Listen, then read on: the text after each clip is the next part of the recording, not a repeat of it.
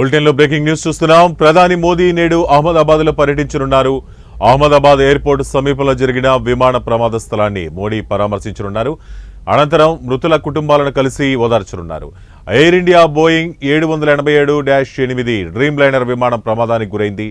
Ahmedabad airport నుంచి takeoff అయిన కొద్దిసేపటికే ఈ విమానం కూలిపోయింది. మెడికోలు ఉంటున్న హాస్టల్పై విమానం కూలిపోయింది. ఒక్కసారిగా పెద్ద ఎత్తున మంటలు చెలరేగాయి. విమానంలో 1,25,000 లీటర్ల ఇంధనం ఉంది. సుదూర ప్రయాణం కావడంతో భారీగా ఇంధనం ఉంది.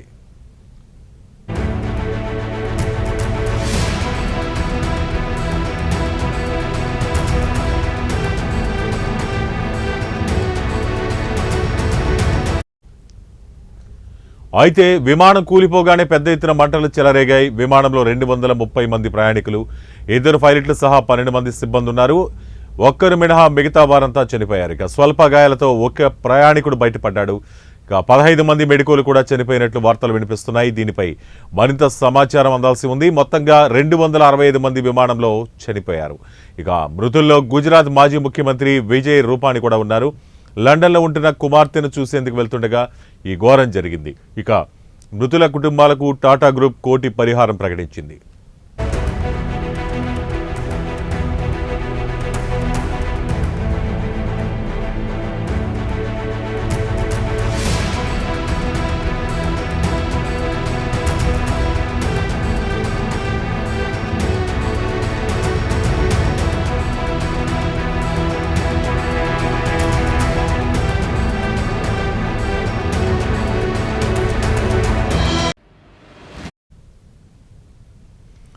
ప్రధాని మోడీ నేడు అహ్మదాబాద్లో పర్యటించనున్నారు. అహ్మదాబాద్ ఎయిర్పోర్టు సమీపంలో జరిగిన విమాన ప్రమాద స్థలాన్ని మోడీ పరామర్శించనున్నారు. అనంతరం మృతుల కుటుంబాలను కలిసి ఓదార్చనున్నారు. ఇక air India Boeing 787-8 Dreamliner విమానం ప్రమాదానికి గురైంది. అహ్మదాబాద్ ఎయిర్పోర్టు నుంచి టేకాఫ్ అయిన కొద్దిసేపటికే విమానం కూలిపోయింది.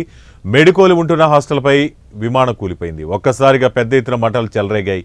ఈ విమానంలో 1,25,000 లీటర్ల ఇంధనం ఉంది. సుదూర ప్రయాణం కావడంతో భారీగా ఇంధనం ఉంది. అయితే విమానం కూలిపోగానే పెద్ద ఎత్తున మంటలు చెలరేగాయి. విమానంలో 230 మంది ప్రయాణికులు, 2 పైలట్లు సహా 12 మంది సిబ్బంది ఉన్నారు. ఒకరు మినహా మిగతా వారంతా చనిపోయారు. ఇక స్వల్ప గాయాలతో ఒక్క ప్రయాణికుడు బయటపడ్డాడు. 15 మంది మెడికోలు కూడా చనిపోయినట్లు వార్తలు వస్తున్నాయి. దీనిపై మరింత సమాచారం అందాల్సి ఉంది. మొత్తంగా 265 మంది విమానం ప్రమాదంలో చనిపోయారు.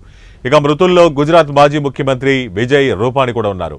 లండన్లో ఉంటున్న కుమార్తెను చూసేందుకు వెళ్తుండగా ఈ ఘోరం జరిగింది. ఇంకా మృతుల కుటుంబాలకు టాటా గ్రూప్ కోటి పరిహారం ప్రకటించింది.